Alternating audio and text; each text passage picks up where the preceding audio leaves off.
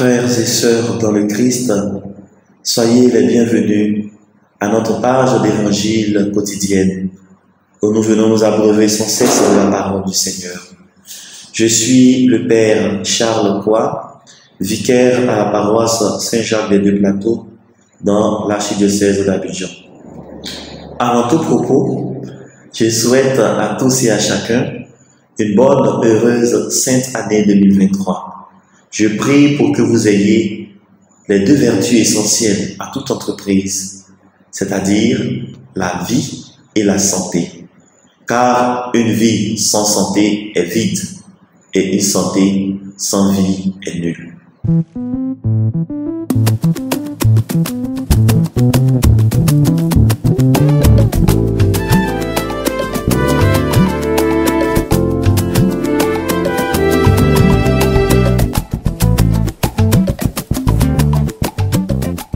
Nous célébrons en ce jour la solennité de l'Épiphanie dans le déploiement du mystère de l'incarnation de Dieu fait homme.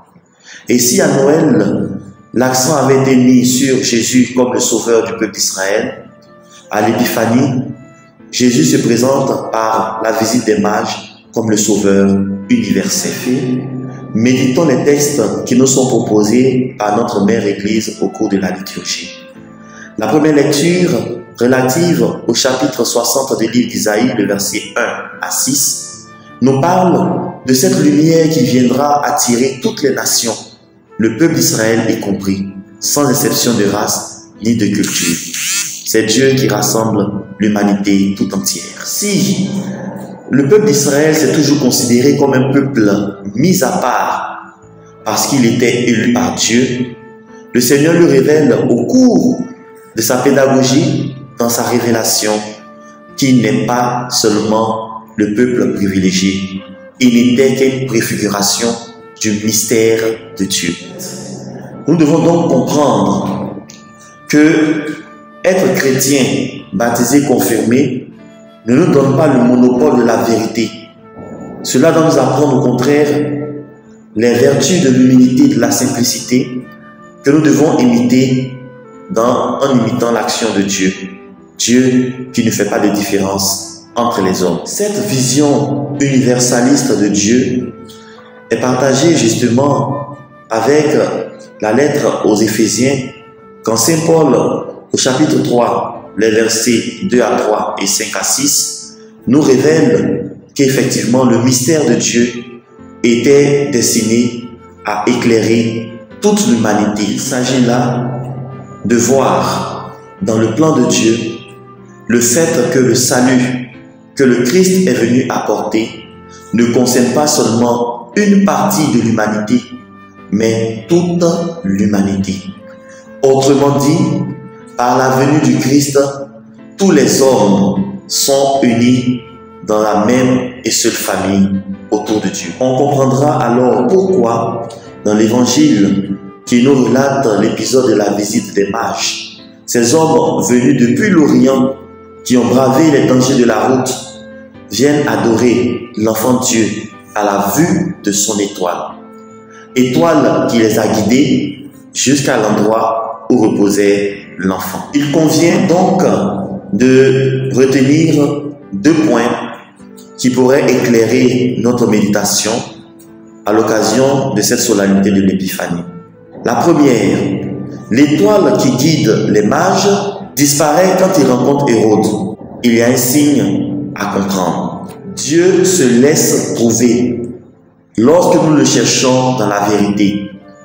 Mais il faut comprendre que sur ce chemin de recherche de Dieu, nous pouvons rencontrer des Hérodes qui risquent de camoufler l'étoile qui nous guide, qui risquent d'étouffer la lumière qui émane de nous, et donc qui risque de perdre notre chemin. Dans le cheminement de notre foi, nous aurons donc l'enthousiasme d'être guidés par une lumière, une étoile. Ce serait quelqu'un ou quelque chose qui pourrait disparaître à un moment donné parce que nous ne serons pas à l'endroit que Dieu aurait prévu pour nous. Voici la raison pour laquelle il nous faut donc faire attention. La seconde chose, serait, lorsque nous avons rencontré Jésus, de retourner chez nous par un autre chemin. Et je pense pour ma part que tout l'enjeu du mystère de l'Épiphanie réside justement dans cette démarche. Regagner nos maisons, regagner nos vies par un autre chemin. Comme toutes les années 2021, 2022 et 2023 auront toujours leur lot de grâce, de joie, de bonheur, de douceur, mais aussi de douleur, de peine, d'effroi et même de larmes. Dans cela, nous ne pouvons absolument rien changer. Si quelque chose donc demeure, ce serait le fait que nous soyons rendus capables de changer nous-mêmes nos vies. Le mystère de l'Épiphanie qui vient nous éclairer dans notre vie en nous présentant les zones sombres de notre histoire nous invite à nous corriger, à nous convertir. Le tout finalement ne sera pas de chercher à modifier les événements de notre vie, mais de rester égal à nous-mêmes, quels que soient les événements de notre vie. À vivre donc dans la sérénité, la stabilité et la fidélité. Si donc nous vivons cette année de cette manière nouvelle, c'est-à-dire dans l'esprit de l'Évangile, alors 2023 sera pour nous l'addition de nos grâces, la soustraction de nos pleurs inutiles, la multiplication de nos bénédictions et la division de tous ceux qui seront obstacles et rôdent dans nos vies.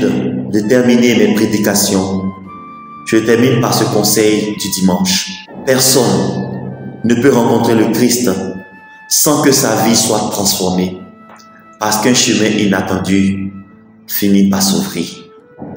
Ouvrons donc nos cœurs à la rencontre du Messie Rédempteur et vivons en sorte que nos vies deviennent épiphanie. Je reprendrai donc volontiers les paroles du prophète Moïse au livre de l'Exode, le chapitre 14, le verset 13. Soyez sans crainte, tenez ferme, car le Seigneur aujourd'hui va vous révéler son salut. Bon dimanche à tous.